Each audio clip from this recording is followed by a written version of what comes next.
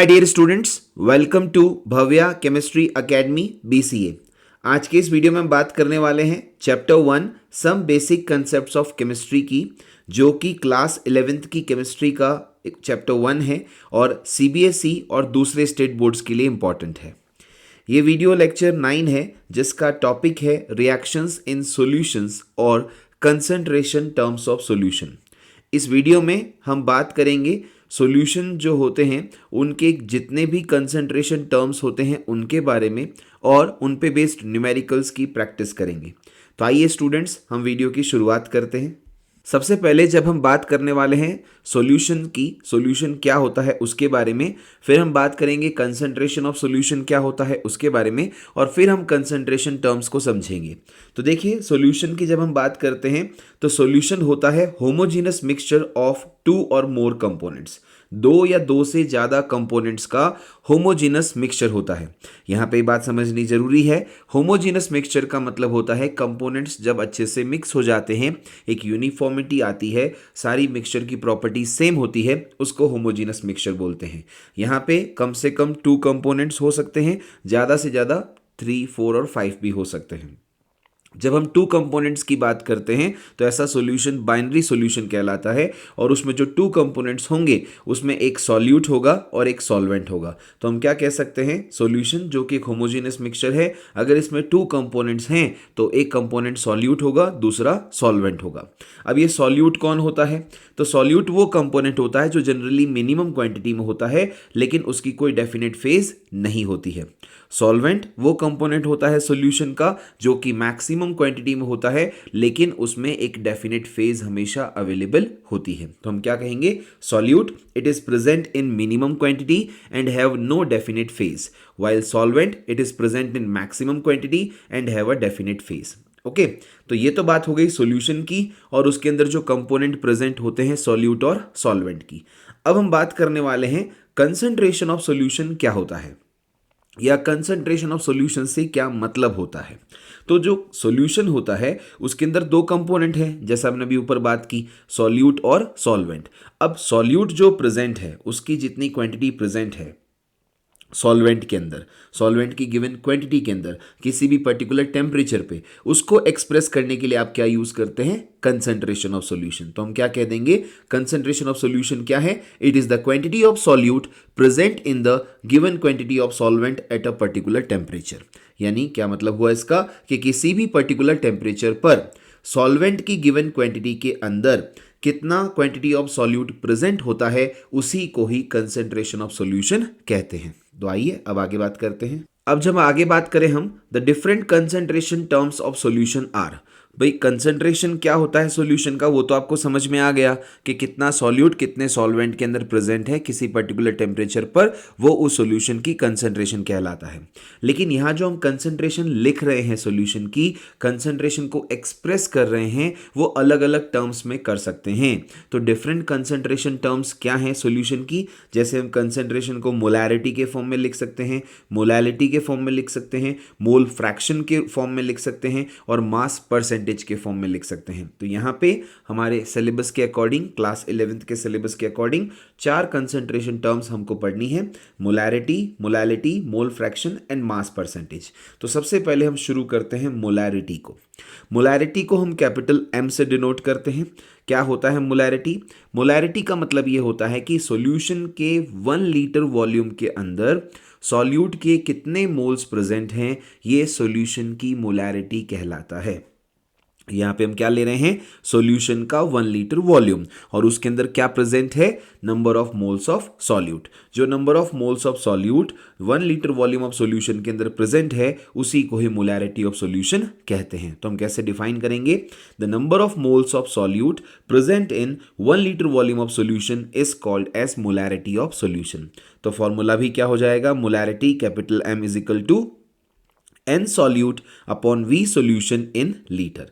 अब आगे देखिए, अब देखिए ध्यान से, हम जानते हैं number of moles of solute क्या होता है, mass of solute upon molar mass of solute. तो हम क्या लिख देंगे, N solute is equal to W solute upon M W solute, और इस एन सॉल्यूट की वैल्यू को ऊपर मोलैरिटी वाले फॉर्मूले में पुट कर देंगे। तो मोलैरिटी वाला फॉर्मूला क्या बन जाएगा, M is equal to W solute upon M W solute into V solution in litre. अब स्टूडेंट्स ऐसा भी होता है कि कई बार आपको वॉल्यूम लीटर में नहीं गिवन होता, वॉल्यूम ml में गिवन होता है। तो आप अच्छे से जानते हैं कि 1 लीटर में 1000 ml है, तो 1 ml में 1/1000 लीटर हो जाएगा। तो यहाँ अगर वॉल्यूम आपको ml में गिवन हो तो आप 1000 से डिवाइड करेंगे, और क्योंकि आप डिवाइडेड डिनोमिनेटर में कर रहे हैं तो 1000 ऊपर आ जाएगा। तो मोलैरिटी का फॉर्मूला क्या बन गया, capital M is equal to W solute into 1000 upon M W solute into V solution in ml। Okay, अब आगे देखिए। अब हम आगे बात करते हैं यूनिट्स ऑफ मोलैरिटी की। मोलैरिटी के क्या क्या यूनिट्स होती हैं। तो मोलैरिटी की जो सबसे कॉमन यूनिट हम यूज़ करते हैं वो है मोलर, यानी जो भी सॉल्यूशन की मोलैरिटी आएगी आप उस मोलैरिटी के साथ में जो यूनिट लिखोगे वो होगी मोलर। या अगर आप मोलर नहीं लिखना चाहते तो आप लिख सकते हो मोल्स पर लीटर। तो जो कॉमनली यूज्ड यूनिट है मोलैरिटी की वो तो है मोलर, और इसके साथ साथ मोल्स पर लीटर भी लिखा जाता है। अब आगे अगर हम बात करें तो देखिए ध्यान से क्या कहना चाह रहे हैं, on the basis of molarity different types of solution are there, यानी कि जो सॉल्यूशन की मोलैरिटी होती है उसके बेसिस पे डिफरेंट टाइप्स ऑफ सॉल्यूशंस होते हैं। पहला, जैसे हम बात करें 1 मोलर सॉल्यूशन, ऐसा सॉल्यूशन जिसकी मोलैरिटी 1 हो। मोलैरिटी 1 होने का मतलब क्या हुआ कि उसमें 1 mole of solute 1 litre volume of solution के अंदर प्रेजेंट होगा। तो हम कैसे डिफाइन करेंगे 1 मोलर सॉल्यूशन को, तो इट इज 1 m, जिसकी मोलैरिटी 1 m है, वो क्या है 1 मोलर सॉल्यूशन। कैसे डिफाइन होगा, in this solution 1 mole of solute is present in 1 litre volume of solution. ऐसा सॉल्यूशन जिसमें 1 मोल ऑफ सॉल्यूट किसमें प्रेजेंट है, 1 लीटर वॉल्यूम ऑफ सॉल्यूशन में, उसको हम 1 मोलर सॉल्यूशन कहते हैं। इसी तरह से बात करें सेमी मोलर सॉल्यूशन, सेमी का मतलब होता है हाफ, तो ऐसा सॉल्यूशन जिसकी मोलैरिटी हाफ हो या 0.5 m हो उसको क्या बोलेंगे, सेमी मोलर सॉल्यूशन।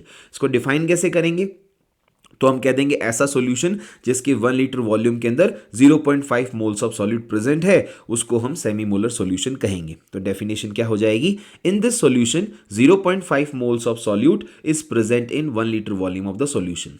ऐसा सॉल्यूशन जिसमें 0.5 मोल्स ऑफ सॉल्यूट किसमें प्रेजेंट है, 1 litre volume of the solution में, उसको हम सेमी मोलर सॉल्यूशन कहते हैं। अब देखिए थर्ड बात करें हम डेसीमोलर सॉल्यूशन। डेसी का मतलब होता है 0.1 या 1/10। तो ऐसा सॉल्यूशन जिसकी मोलैरिटी 0.1 m है या 1/10 है m, तो वो क्या कहलाएगा, डेसीमोलर सॉल्यूशन। इसको डिफाइन कैसे करेंगे, तो जब सॉल्यूशन के 1 लीटर वॉल्यूम में 0.1 मोल्स ऑफ सॉल्यूट प्रेजेंट है तो उसे डेसीमोलर सॉल्यूशन कहा जाता है। तो हम क्या कह देंगे, in this solution 0.1 moles of solute is present in 1 litre volume of solution. ठीक है, तो आपने देखा मोलैरिटी की बेसिस पे अलग अलग टाइप के जो सॉल्यूशंस होते हैं वो कौन कौन है, 1 मोलर सॉल्यूशन जिसकी मोलैरिटी 1 m है, सेमी मोलर सॉल्यूशन जिसकी मोलैरिटी 0.5 m है, डेसीमोलर सॉल्यूशन जिसकी मोलैरिटी 0.1 m है। ठीक है, अब आगे देखिए ध्यान से। अब जो बात हम करने वाले हैं कि मोलैरिटी जो कंसंट्रेशन टर्म है वो कैसे अफेक्टेड होती है, वो कैसे चेंज होती है। तो मोलैरिटी जो है वो 2 फैक्टर से चेंज होती है, टेम्परेचर से और डाइल्यूशन से। तो यही बात यहाँ पे कही गई है, molarity is affected by temperature and by dilution. Dilution का मतलब होता है एडिशन ऑफ वाटर।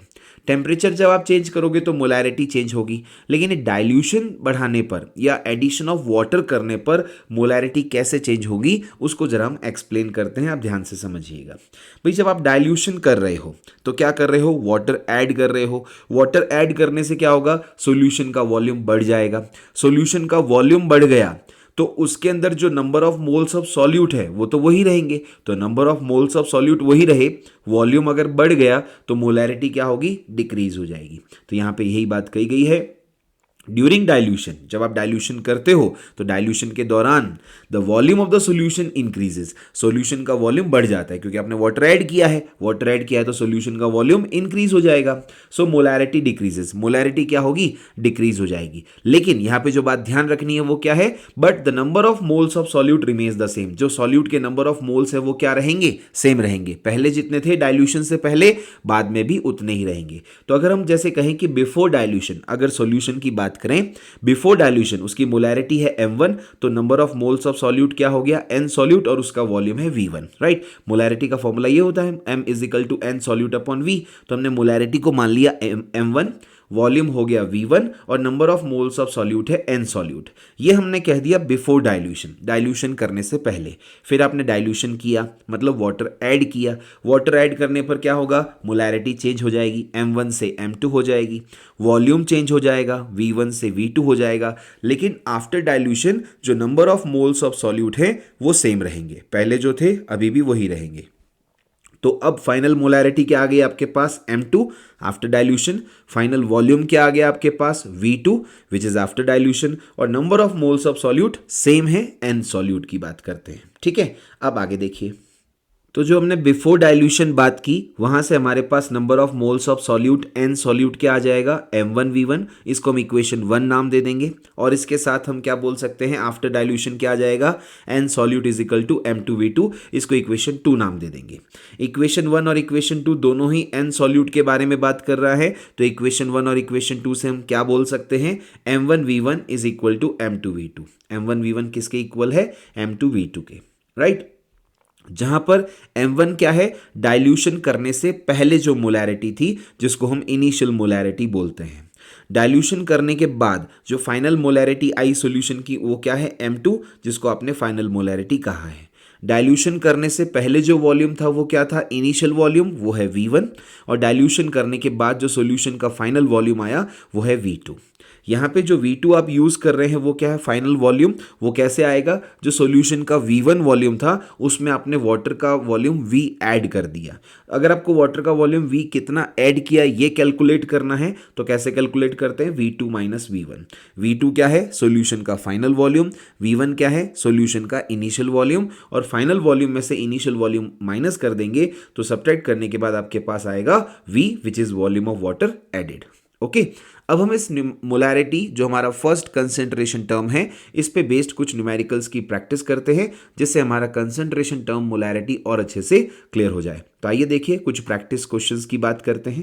नंबर 1 देखिए, straight forward formula based question है मोलैरिटी के लिए। क्या कह रहा है, 4 grams of NaOH is present in 250 ml of solution. Determine the molarity of the solution. Molar mass of NaOH, it is given 40 gram per mole.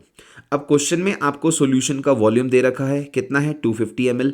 जो solute dissolve कर रहे हो वो कौन है, NaOH। इसका मोलर मास भी दे रखा है 40, और जो NaOH डिसॉल्व कर रहे हो उसकी क्वांटिटी भी दे रखी है 4 ग्राम। तो हमें क्या करना है, मोलैरिटी के फॉर्मूले में सारी वैल्यूज पुट करनी है तो आंसर अपने आप आ जाएगा। देखिए ध्यान से सॉल्व करने पर, ऑन सॉल्विंग मोलैरिटी का पहले हमने फॉर्मूला लिखा, capital M is equal to W solute into 1000 upon MW solute into V solution in ml। W solute यहाँ पे कौन है, NaOH, उसका मास दे रखा है 4, 1000 से मल्टीप्लाई करेंगे, मोलर मास कितना है 40, और वॉल्यूम ऑफ सॉल्यूशन कितना है 250। जब आपने इसको सॉल्व कर लिया, 4 से 40 कैंसिल, 10 से 1000 कैंसिल हो जाएगा, 100 upon 250 that comes out to be 2/5, और सॉल्व करने पर आ गया 0.4 मोलर। तो हम क्या कहेंगे, जो मोलैरिटी ऑफ सॉल्यूशन है वो क्या है, 0.4 मोलर आ गया। अब यहाँ पे आप यूनिट देखिए, 0.4 मोलर भी लिख सकते हैं, 0.4 मोल्स पर लीटर भी लिख सकते हैं, दोनों करेक्ट हैं। ठीक है, अब क्वेश्चन नंबर 2 क्या कह रहा है जरा देखिए, ये भी मोलैरिटी के ऊपर बेस्ड है। डाइल्यूशन का इफेक्ट इसमें इन्वॉल्व किया गया है, तो डाइल्यूशन पे बेस्ड मोलैरिटी का क्वेश्चन नंबर 2 क्या कह रहा है जरा देखिए, 100 ml of a semi molar HCl solution is diluted to 500 ml। Determine the final molarity of HCl solution, यानी कि आपके पास एक HCl का सेमी मोलर सॉल्यूशन है। अभी हम ऊपर पढ़ चुके हैं सेमी मोलर क्या होता है, जिसकी मोलैरिटी 0.5 m है। तो HCl का 0.5 m सॉल्यूशन है जिसका इनिशियल वॉल्यूम कितना था 100 ml, और अब वॉल्यूम कितना कर दिया डाइल्यूशन करने के बाद 500 ml। तो आपसे पूछा गया है सॉल्यूशन की फाइनल मोलैरिटी क्या होगी। ठीक है, देखिए कैसे सॉल्व करेंगे इसको। कहता है हमारा फॉर्मूला है मोलैरिटी डाइल्यूशन का इफेक्ट लगाने पर m1v1 is equal to m2v2। यहाँ पे क्वेश्चन में दे रखा था सेमी मोलर सॉल्यूशन, तो इनिशियल मोलैरिटी हो गई 0.5, 100 ml इनिशियल वॉल्यूम दे रखा था विच इज़ 100, m2 जो कि फाइनल वॉल्यूम फाइनल मोलैरिटी हमको कैलकुलेट करनी है, और v2 जो कि फाइनल वॉल्यूम आपको दे दिया डाइल्यूशन करने के बाद कितना हो गया 500 ml। तो M2 हमको कैलकुलेट करना है, क्या हो जाएगा 0.5 इंटू 100/500, तो M2 क्या आएगा 0.5/5 which comes out to be 0.1 molar. ठीक है, तो ये भी straightforward formula based question था डाइल्यूशन इफेक्ट के लिए। तो यहाँ पे हमने दो क्वेश्चन की प्रैक्टिस की, पहला हमने मोलैरिटी के फॉर्मूले को देखा जिस पे बेस्ड क्वेश्चन कैसे बनता है, और दूसरा हमने मोलैरिटी पर डाइल्यूशन इफेक्ट कैसे अप्लाई होता है, उस पे कैसे क्वेश्चंस पूछे जाते हैं, उसकी हमने बात की। अब हम आते हैं सेकेंड कंसंट्रेशन टर्म जो कि है मोलैलिटी। इसको हम स्मॉल m से डिनोट करते हैं। मोलैलिटी क्या होता है स्टूडेंट्स, यहाँ पे हम एक्चुअली बात करते हैं जब मोलैलिटी की, तो सॉल्यूट भी सॉलिड फॉर्म में लेते हैं और सॉल्वेंट भी सॉलिड फॉर्म में लेते हैं। और यहाँ पे जब सॉल्वेंट आप सॉलिड फॉर्म में ले रहे हो तो उसका मास लोगे, और उसका जो मास लोगे उसके 1 kg मास, किसके, सॉल्वेंट के 1 kg मास के अंदर कितने सॉल्यूट के मोल्स प्रेजेंट हैं, इसी को ही सॉल्यूशन की मोलैलिटी बोलते हैं। यानी हम क्या बोल देंगे, सॉल्यूट के नंबर ऑफ मोल्स जो कि 1 kg मास ऑफ सॉल्वेंट के अंदर प्रेजेंट हैं, इसे सॉल्यूशन की मोलैलिटी कहते हैं। तो हम क्या बोल देंगे, number of moles of solute present in 1 kilogram mass of the solvent is called as molality of solution।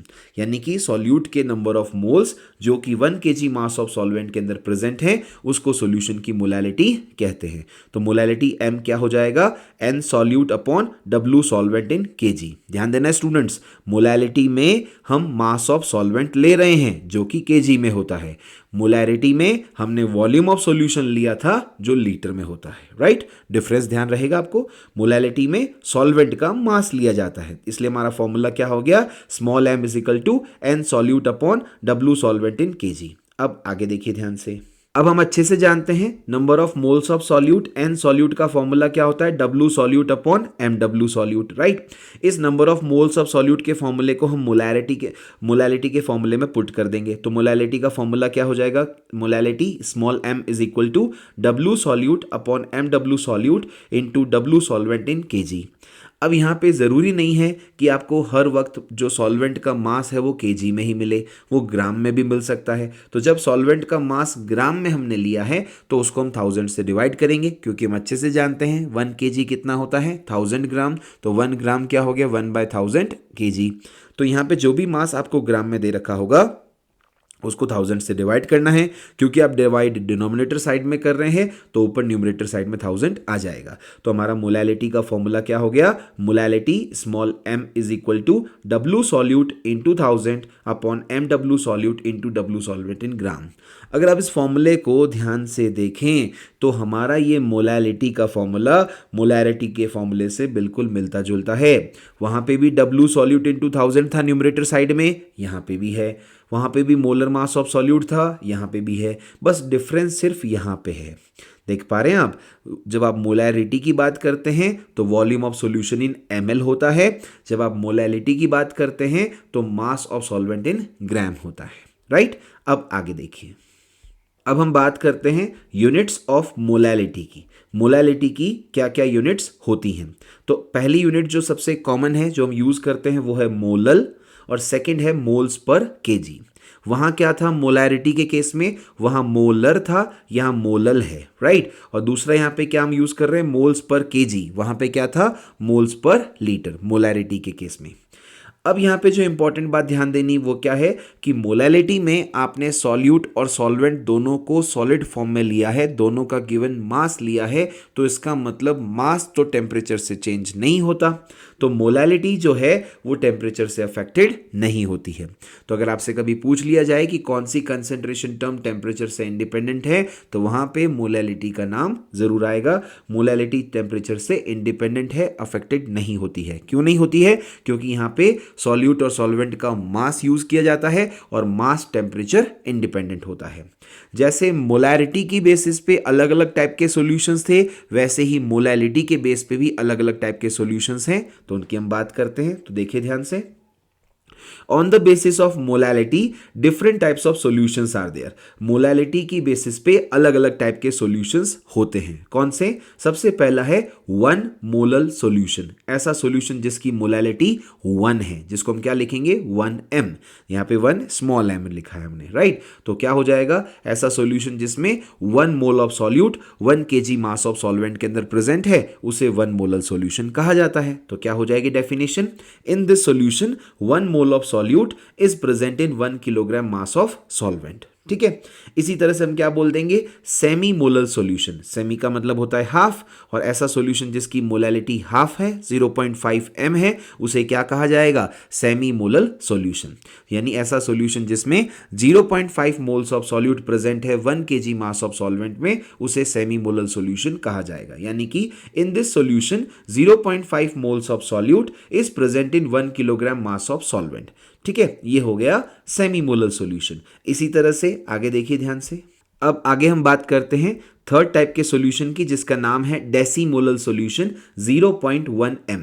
तो डेसी का मतलब होता है 1/10, दैट इज 0.1। तो डेसीमोलर सॉल्यूशन क्या हो जाएगा, 0.1 m। क्या बोलेंगे इसको, कि ऐसा सॉल्यूशन जिसमें कि 0.1 moles of solute 1 kg mass of solvent के अंदर प्रेजेंट है, वो है डेसीमोलर सॉल्यूशन। तो क्या हो जाएगा, in this solution 0.1 moles of solute is present in 1 kg mass of solvent, right. तो इस तरह से आपने देखा मोलैलिटी की बेस पे भी हमने 3 टाइप के सॉल्यूशन की बात की। 1 मोलर जिसकी मोलैलिटी 1 m है, सेमी मोलर जिसकी मोलैलिटी है 0.5 m, डेसीमोलर जिसकी मोलैलिटी है 0.1 m। अब आइए इस पे बेस्ड हम कुछ क्वेश्चन प्रैक्टिस करते हैं। सबसे पहले तो स्ट्रेट फॉरवर्ड जो फॉर्मूला बेस्ड क्वेश्चन आपसे पूछे जाते हैं एग्जाम्स में, वो क्या है। Question number 1, calculate the molality of the solution in which 30 grams of urea, molar mass 60 gram per mole, is present in 200 grams of water. यानी ऐसे सॉल्यूशन की मोलैलिटी कैलकुलेट कीजिए जिसमें 30 ग्राम्स ऑफ यूरिया, जिसका molar mass 60 gram per mole है, और वो 200 grams of water में प्रेजेंट है। तो क्वेश्चन को देखते ही समझ में आ रहा है, सॉल्यूट कौन है, यूरिया, कितना मास है 30 ग्राम, मोलर मास कितना है 60 ग्राम पर मोल, सॉल्वेंट कितना है 200 ग्राम, कौन है, वाटर। तो हमारा फॉर्मूला क्या है मोलैलिटी का, molality small m is equal to W solute into 1000 upon MW solute into W solvent in gram. तो क्या हो जाएगा, वैल्यू पुट करने पर molality is equal to W solute है 30 इंटू 1000, MW सॉल्यूट है 60, W सॉल्वेंट है 200। सॉल्व किया इसको तो ये आ गया 5/2, जिसको हम लिखेंगे 2.5 मोलर। ओके, अब आगे देखिए ध्यान से। मोलैलिटी के बाद अब हम स्टार्ट करते हैं थर्ड कंसंट्रेशन टर्म, जो कि है मोल फ्रैक्शन, जिसको हम x से या काई से डिनोट करते हैं। क्या होता है मोल फ्रैक्शन, देखो नाम से ही समझ में आ रहा है, मोल और फ्रैक्शन। फ्रैक्शन का मतलब है कि यहाँ पे हम न्यूमरेटर और डिनोमिनेटर दोनों साइड में मोल्स की बात करेंगे, और ये फ्रैक्शन है किसका, मोल्स का। यानी ऐसा फ्रैक्शन जो मोल से रिलेटेड बात करता है वो मोल फ्रैक्शन है, राइट। अब इसको डिफाइन कैसे करेंगे, देखिए, it is the ratio of number of moles of any component of solution to the total number of moles of solution. यानी कि सॉल्यूशन के किसी भी कंपोनेंट के moles upon total number of moles का जो रेशियो है, उसी को ही मोल फ्रैक्शन बोलते हैं। अब आपके दिमाग में सवाल आ रहा होगा, एक कंपोनेंट का मतलब क्या हुआ।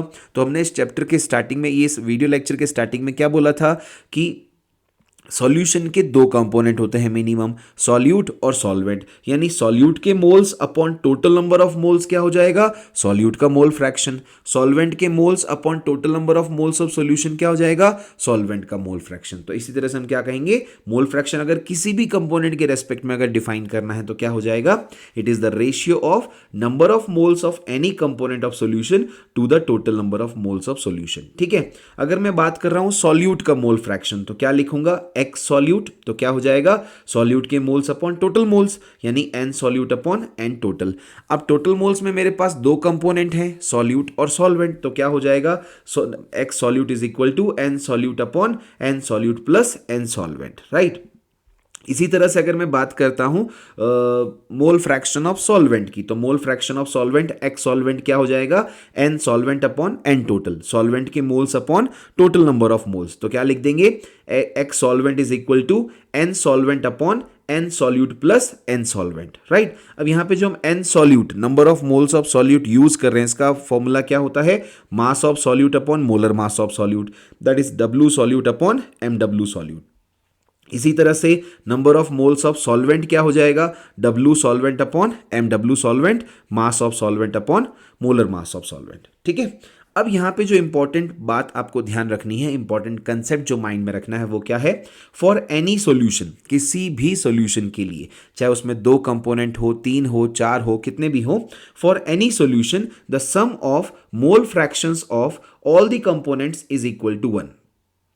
सभी मतलब सॉल्यूशन के अंदर जितने भी कंपोनेंट्स हैं उन सभी के मोल फ्रैक्शन का सम क्या आता है, 1 आता है। So for any solution the sum of mole fractions of all the component is equal to 1। यानी अगर हमारे पास चाहे 2 कंपोनेंट हैं, चाहे 3 हैं, चाहे 4 हैं, सभी के मोल फ्रैक्शन का सम क्या आएगा, 1 आएगा। ओके, अब आगे देखिए, इसका मतलब ये हो गया कि अगर हम ऊपर जो सॉल्यूशंस की बात कर रहे थे जिसमें 2 कंपोनेंट है, सॉल्यूट प्लस सॉल्वेंट, तो उसके लिए क्या हो जाएगा कि सॉल्यूट का मोल फ्रैक्शन प्लस सॉल्वेंट का mole fraction is equal to 1, यानी x solute plus x solvent is equal to 1 आएगा। यहां पे जो बात ध्यान देने वाली है वो क्या है, mole fraction is unitless. Mole fraction कैसा कंसेंट्रेशन टर्म है, जो यूनिटलेस है। यूनिटलेस का मतलब क्या हो गया कि इसकी कोई यूनिट नहीं है। क्यों नहीं है इसकी यूनिट, क्योंकि ये फ्रैक्शन है, ऊपर भी न्यूमरेटर साइड में मोल्स हैं, नीचे भी डिनोमिनेटर साइड में मोल्स हैं, तो इसकी कोई यूनिट नहीं होगी।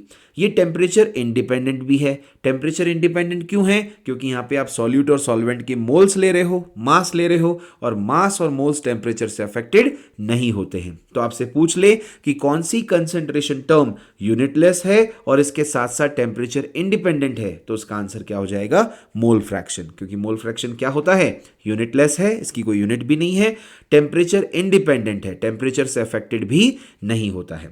अब कुछ क्वेश्चन प्रैक्टिस देखते हैं हम मोल कंसेप्ट पे बेस्ड, मोल फ्रैक्शन पे बेस्ड। क्या कह रहा है देखिए, question number 1 simple straight forward formula based question है। क्या कह रहा है, 92 grams of ethyl alcohol, molar mass 46 gram per mole is present in 90 grams of water, molar mass 18 gram per mole. Determine the mole fraction of each component of solution.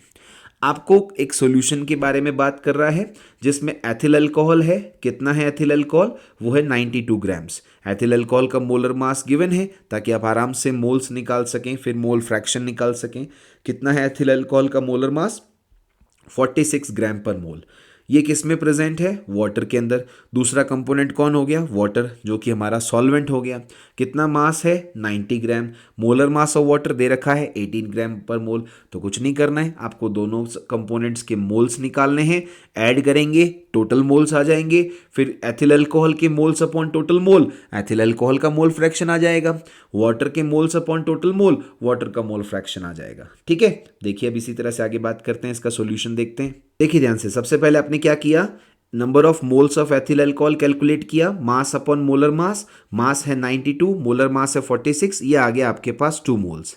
इसी तरह से number of moles of water क्या हो जाएगा, mass upon molar मास। Water का मास है 90 और molar mass है 18, ये आ गया आपके पास 5 मोल्स। तो आपको जब टोटल मोल्स ऑफ सॉल्यूशन निकालना है तो यहाँ पे 2 कंपोनेंट हैं, दोनों के मोल्स ऐड कर देंगे, N ethyl alcohol plus N water, ethyl alcohol के मोल्स प्लस वाटर के मोल्स। तो क्या हो जाएगा, 2 + 5 इज इक्वल टू 7 मोल्स। ठीक है, अब जैसा कि मैंने कहा एथिल अल्कोहल का मोल फ्रैक्शन निकालना है तो कैसे करेंगे, एथिल अल्कोहल के मोल्स अपॉन टोटल मोल्स, ये हो जाएगा 2/7 विच इज इक्वल टू 0.28। इसी तरह से वाटर का मोल फ्रैक्शन निकालना है, XH2O निकालना है, तो क्या हो जाएगा, वाटर के moles upon total moles, that is 5/7 which is equal to 0.72। तो इस तरह से आप दोनों कंपोनेंट्स के मोल फ्रैक्शन कैलकुलेट कर सकते हैं दोनों के मोल्स की हेल्प से, और दोनों के मोल्स कैलकुलेट कर सकते हैं दोनों के कंपोनेंट्स के मास और मोलर मास की हेल्प से। ठीक है, अब आगे देखिए ध्यान से।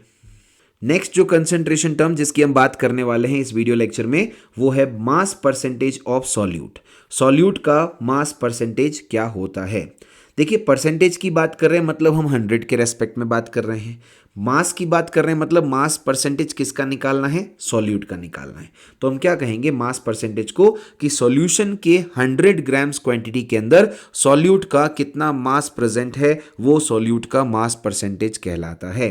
तो क्या होगा मास percentage of solute, it is the quantity of solute present in the 100 grams of solution. Solution के 100 ग्राम क्वांटिटी के अंदर कितना सॉल्यूट प्रेजेंट है वो उसका मास परसेंटेज कहलाएगा।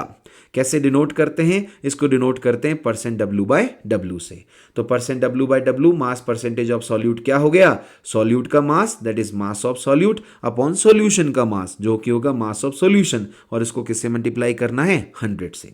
अब सॉल्यूशन के अंदर कौन कौन से कंपोनेंट होते हैं? तो मिनिमम 2 कंपोनेंट होते हैं, एक होता है सॉल्यूट, एक होता है सॉल्वेंट। तो हम क्या लिख सकते हैं? Mass percentage that is percent W by W it is equal to mass of solute upon mass of solute plus mass of solvent into 100। अगर मैं मान लूँ यहाँ पे कि मास ऑफ सॉल्यूट है W1 और मास ऑफ सॉल्वेंट है W2, तो हमारा मास परसेंटेज का फॉर्मूला हो जाएगा percent W by W is equal to W1 upon W1 plus W2 into 100। तो ये हो गया मास परसेंटेज का फॉर्मूला जो कि आपको मास परसेंटेज ऑफ सॉल्यूट के लिए यूज करना है। इसके लिए आपको क्वेश्चन में W1 गिवन मिलेगा, क्वेश्चन में W2 गिवन मिलेगा। W1 क्या है? Mass of solute. W2 क्या है? Mass of solvent. अब आगे देखिए, अब क्या बात करना चाह रहे हैं आगे, ध्यान से देखिए। मास percentage of solute is also temperature independent. जो सॉल्यूट का मास परसेंटेज होता है इसमें भी आप सॉल्यूट का क्या यूज कर रहे हैं? मास यूज कर रहे हैं, और मास टेम्परेचर से अफेक्टेड नहीं होता, इसलिए मास परसेंटेज ऑफ सॉल्यूट भी जो कंसेंट्रेशन टर्म है वो टेम्परेचर इंडिपेंडेंट है। ठीक है, अब एक क्वेश्चन प्रैक्टिस करते हैं, हम देखते हैं मास परसेंटेज पे बेस्ड क्वेश्चन कैसे पूछा जा सकता है आपसे। तो क्वेश्चन नंबर 1 देखिए, 20 grams of glucose is present in 180 grams of water. Calculate the mass percentage of glucose. आपको क्या दे रखा है कि 20 ग्राम्स ऑफ ग्लूकोज को 180 ग्राम्स ऑफ वाटर में डिसॉल्व किया, या 180 ग्राम्स ऑफ वाटर के अंदर वो प्रेजेंट है। तो 180 ग्राम्स क्या हो गया? सॉल्वेंट का मास। 20 ग्राम क्या हो गया? सॉल्यूट का मास। मास परसेंटेज आपको ग्लूकोज का सॉल्यूट का कैलकुलेट करना है, तो हम फॉर्मूला यूज करेंगे percent W by W is equal to W1 upon W1 plus W2 into 100। W1 कितना है? 20, W2 कितना है? 180। तो क्या हो जाएगा formula? 20 upon 20 plus 180 into 100 that is 20 upon 200 into 100, ये आ जाएगा 10% W बाय W ग्लूकोज। ठीक है, अब ये जो हम 10% W बाय W ग्लूकोज लिख रहे हैं इसका मतलब क्या होता है? इसका मतलब ये होता है 10% W by W glucose means 10 gram of glucose is present in 100 gram of solution. Solution के 100 ग्राम के अंदर 10 ग्राम ऑफ ग्लूकोज प्रेजेंट है, ये इसका मतलब होता है। मान लीजिए लिखा है 25% W बाय W ग्लूकोज, तो इसका मतलब हो गया 25 ग्राम of glucose is present in 100 gram of solution. Right, अब आगे देखिए, अब इस वीडियो लेक्चर में हम आगे बात करते हैं numericals based on miscellaneous topics. आपने अभी तक क्या देखा है इस वीडियो लेक्चर में कि हमने चारों concentration term molarity, molality, mole fraction और मास परसेंटेज चारों को इंडिविजुअली पढ़ा, उन पे बेस्ड क्वेश्चंस देखे कैसे बनते हैं स्ट्रेट फॉरवर्ड फॉर्मूला बेस्ड।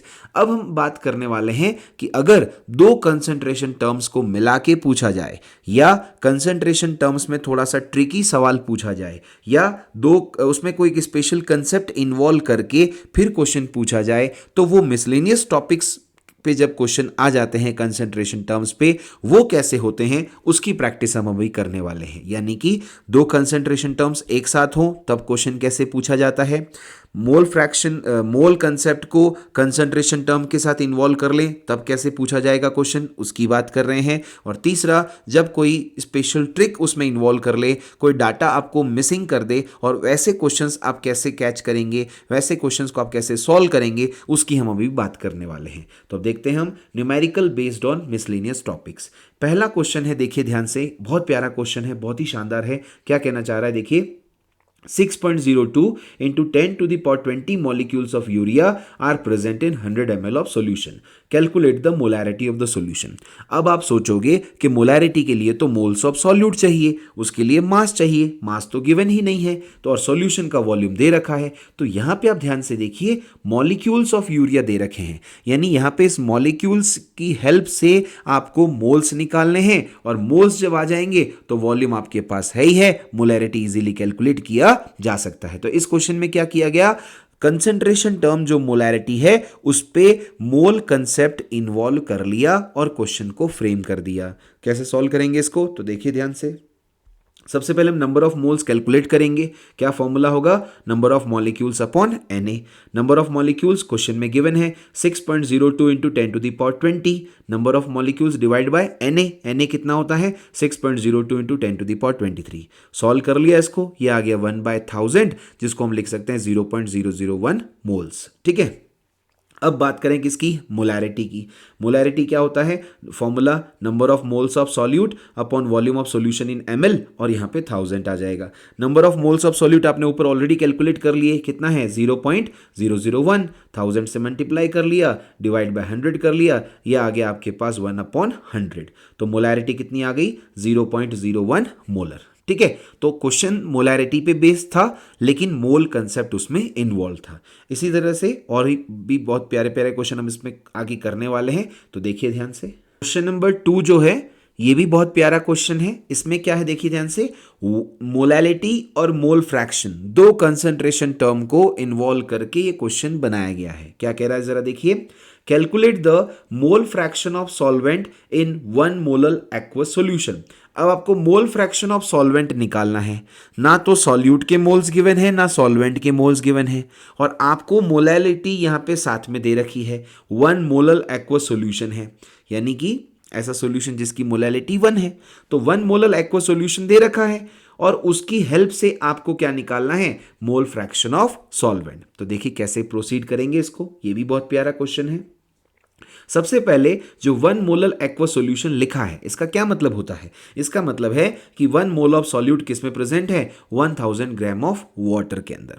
अब क्योंकि सॉल्यूट के मोल्स तो आ गए 1, क्योंकि 1 मोलर कंडीशन दे रखी है, और सॉल्वेंट का मास आ गया 1000 ग्राम ऑफ वाटर, तो हम सबसे पहले वाटर के मोल्स निकाल लेंगे। तो number of moles of water, N water क्या हो जाएगा? मास अपॉन मोलर मास। मास कितना है? 1000, मोलर मास कितना है? 18, तो 1000 अपॉन 18, ये आ गया 55.5 मोल्स। अब आप ध्यान से देखिए, आपको मोल फ्रैक्शन ऑफ सॉल्वेंट के लिए क्या चाहिए? सॉल्वेंट के मोल्स अपॉन टोटल मोल्स, और टोटल मोल्स के लिए क्या चाहिए? सॉल्यूट के मोल्स और सॉल्वेंट के मोल्स। तो सॉल्यूट के मोल्स तो 1 मोल हमने ऊपर ऑलरेडी बता ही रखा है, और सॉल्वेंट के मोल्स आ गए 55.5, तो एन सॉल्यूट 1 मोल है, और एन टोटल आपको कैलकुलेट करना है। कैसे करेंगे? एन टोटल हो जाएगा N solute plus N solvent, ये हो जाएगा 1 + 55, जो कि आएगा 56.5 मोल्स। ठीक है, अब मोल फ्रैक्शन ऑफ सॉल्वेंट कैलकुलेट करना है। मोल फ्रैक्शन ऑफ सॉल्वेंट क्या होता है?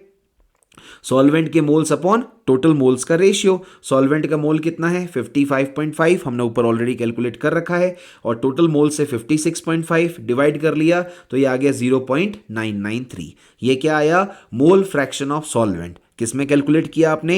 1 मोलर एक्वस सॉल्यूशन के अंदर। ये क्वेश्चन किस टाइप का था? जिसमें दो कंसंट्रेशन टर्म इन्वॉल्व है, मोल फ्रैक्शन और मोलैलिटी। आइए इसी टाइप के और बहुत ही प्यारे प्यारे क्वेश्चन हम प्रैक्टिस करते हैं। क्वेश्चन नंबर 3 की बात करते हैं। क्वेश्चन नंबर 3 देखिए क्या कह रहा है, 120 grams of urea, molar mass 60 gram per mole, is added in 1000 grams of water to prepare a solution whose density is 1.15 gram per ml. Determine the molarity of the solution. अब आपको यहाँ पे molarity calculate करनी है, और molarity के लिए solution का वॉल्यूम तो कहीं पे है ही नहीं। सॉल्यूट जो डिसॉल्व हो रहा है वो कौन है? यूरिया। उसका मास दे रखा है 120 ग्राम, उसका मोलर मास दे रखा है 60, जिसमें डिसॉल्व कर रहे हो वाटर के अंदर, उसका मास दे रखा है, और डेंसिटी ऑफ सॉल्यूशन भी दे रखी है। तो हम वॉल्यूम जब गिवन नहीं है तो कैसे, अब ये ट्रिकी क्वेश्चन हो गया, इसको कैसे करेंगे? तो देखिए ध्यान से, यहाँ पे सॉल्यूशन की डेंसिटी गिवन है। अगर सॉल्यूशन के मास की बात करें तो सॉल्यूट और सॉल्वेंट के मास को ऐड कर देंगे तो सॉल्यूशन का मास आ जाएगा, और सॉल्यूशन के मास और सॉल्यूशन की डेंसिटी की हेल्प से हम सॉल्यूशन का वॉल्यूम डिटरमाइन कर सकते हैं, और फिर उसको मोलैरिटी के फॉर्मूले में पुट कर देंगे तो हमारी मोलैरिटी सॉल्यूशन की आ जाएगी। तो कैसे प्रोसीड करेंगे देखिए ध्यान से। तो W solution, mass of solution क्या आएगा? मास of solute plus mass of solvent, that is W solute plus W solvent. W solute कितना है? यूरिया कितना है? 120 ग्राम। वाटर कितना है? सॉल्वेंट 1000 ग्राम। दोनों को ऐड कर दिया, कितना आ गया? 1120 ग्राम। वॉल्यूम ऑफ सॉल्यूशन का फॉर्मूला क्या होता है? Mass of solution upon density of solution. Mass of solution आपने ऊपर ऑलरेडी कैलकुलेट कर लिया 1120। डेंसिटी ऑफ सॉल्यूशन क्वेश्चन में गिवन है 1.15, तो आपके पास वॉल्यूम आ गया 1120 अपॉन 1.15 ml। अब इसको सॉल्व नहीं करते हैं, आगे पुट करेंगे। मोलैरिटी का फॉर्मूला क्या है? Molarity capital M is equal to W solute in 2000 upon MW solute into V solution in ml। W solute कितना है क्वेश्चन में? यूरिया का मास कितना दे रखा है? 120। मोलर मास कितना है? 60। वॉल्यूम आपने अभी कैलकुलेट कर लिया 1120 और 1.15 और 1000 से मल्टीप्लाई कर दिया। सॉल्व करेंगे तो मोलैरिटी आ जाएगी आपके पास 230 upon 112 which comes out to be 2.05 molar. तो ये एक बहुत ही प्यारा क्वेश्चन था मोलैरिटी पे बेस्ड, जिसमें आपको वॉल्यूम गिवन नहीं है, और वॉल्यूम नहीं गिवन है और आपको डेंसिटी गिवन है, और मास ऑफ सॉल्यूशन की हेल्प से आपने वॉल्यूम डिटरमाइन कर लिया, फिर उसकी हेल्प से आप मोलैरिटी इजीली कैलकुलेट कर सकते हैं। आइए इसी टाइप के बहुत ही इंटरेस्टिंग क्वेश्चंस देखते हैं आगे। नेक्स्ट क्वेश्चन नंबर 4 की बात करते हैं। क्वेश्चन नंबर 4 ये भी कंसंट्रेशन टर्म्स पे बेस्ड क्वेश्चन है। इसमें क्या किया गया है ध्यान से देखिए कि मास परसेंटेज ऑफ सॉल्यूट क्वेश्चन में गिवन है और इसकी हेल्प से आपको मोलैरिटी और मोलैलिटी पूछी गई है। क्वेश्चन क्या कह रहा है?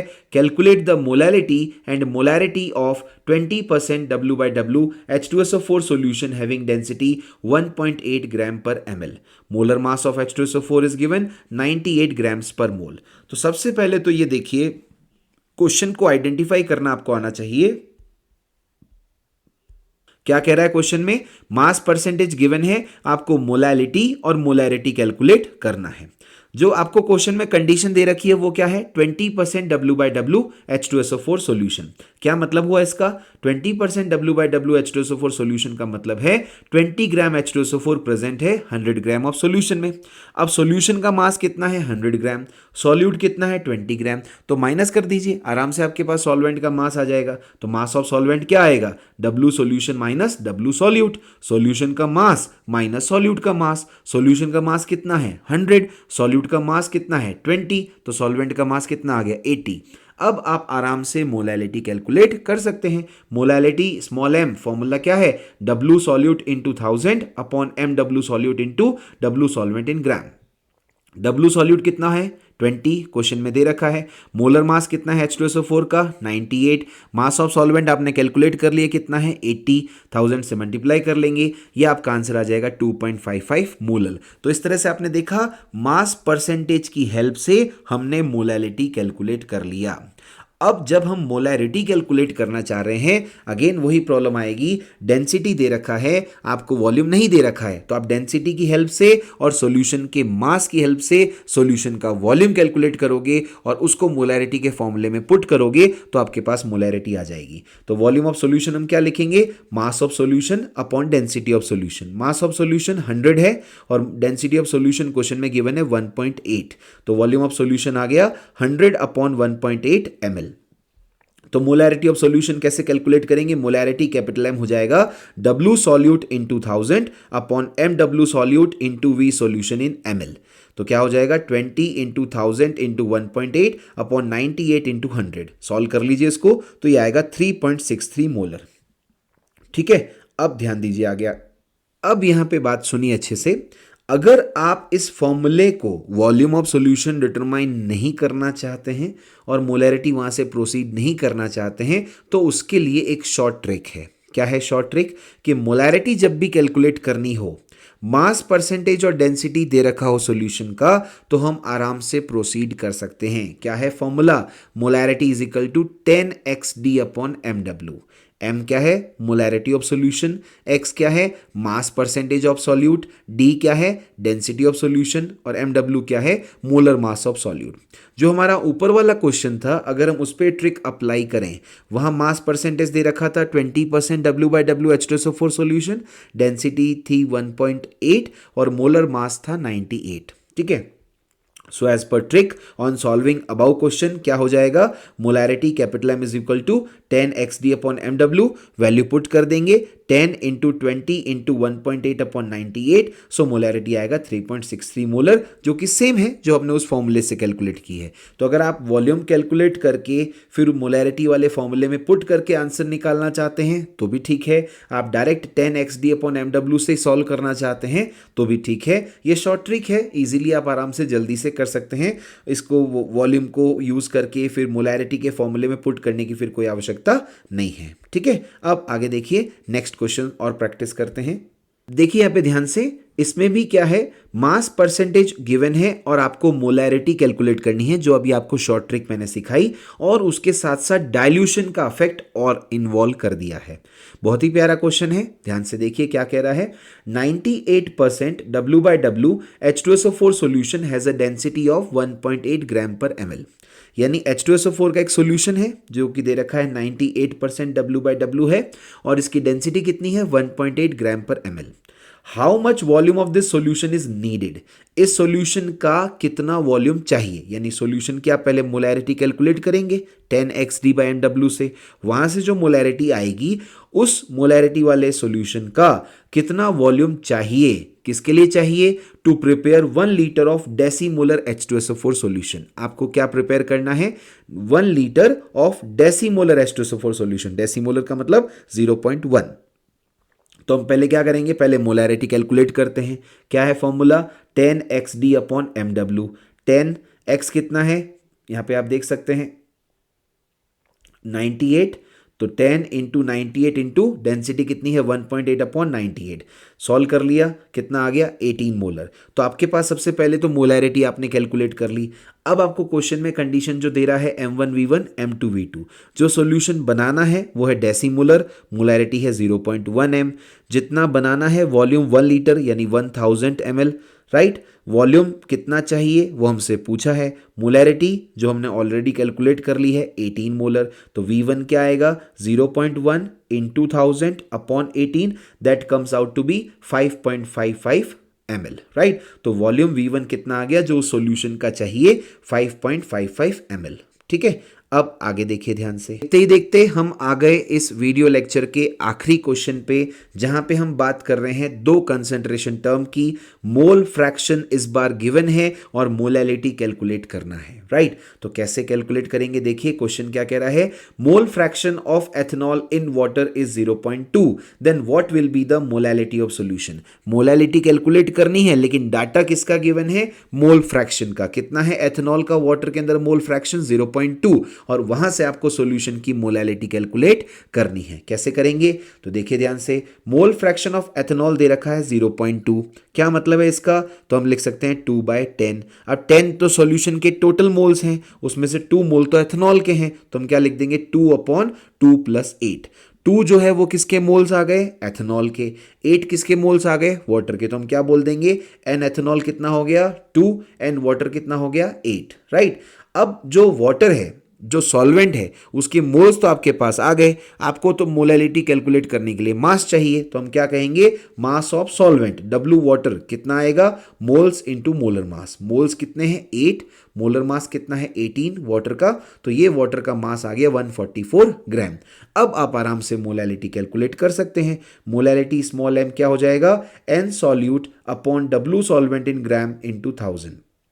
N सॉल्यूट कितना है 2, 1000 से मल्टीप्लाई किया, मास ऑफ सॉल्वेंट 144, तो ये आ गया molality is equal to 13.6 molar, right. तो इस तरह से आपने देखा स्टूडेंट्स, इस वीडियो लेक्चर के अंदर हमने सॉल्यूशन के बारे में बात की, कंसंट्रेशन ऑफ सॉल्यूशन क्या होता है, फिर हमने मोलैलिटी, मोल फ्रैक्शन और मास परसेंटेज, चारों कंसंट्रेशन टर्म को इंडिविजुअली देखा, उन पे बेस्ड इंडिविजुअल क्वेश्चन प्रैक्टिस की। फिर हमने मिक्स्ड क्वेश्चन प्रैक्टिस भी की, जहाँ पे मिक्स्ड कंसंट्रेशन टर्म थी या कोई ट्रिकी क्वेश्चन था जिसमें कोई डाटा मिसिंग था या किसी और कंसेप्ट का इन्वॉल्वमेंट था, वो सारे क्वेश्चंस की हमने इस पर प्रैक्टिस की। अगर कोई भी बात, कोई भी कंसेप्ट, कोई भी क्वेश्चन आपको नहीं समझ में आया हो तो आप कमेंट सेक्शन में जरूर मेंशन करें, और अभी तक आपने हमारे चैनल को सब्सक्राइब नहीं किया है तो जरूर सब्सक्राइब करें और अपने दूसरे स्टूडेंट्स के साथ, फ्रेंड्स के साथ शेयर करें, ताकि 11th क्लास के जो भी चैप्टर्स हैं उनका सिस्टमेटिक वीडियोस आपको एक ही जगह पे अवेलेबल हो जाए। ओके, इसी तरह से हमारे चैनल पे बने रहिए और बाकी जो भी वीडियोज़ हैं उनको सिस्टमेटिकली देखिए। और हाँ, अगर आपने ये वीडियो लेक्चर 9 से पहले के वीडियो नहीं देखे हैं तो आप प्लेलिस्ट में जाके वीडियोस देख सकते हैं। आपको सिस्टमेटिकली लेक्चर 1 से लेके लेक्चर 8 तक सारे वीडियोस सिस्टमेटिकली मिल जाएंगे। Okay students, thank you very much.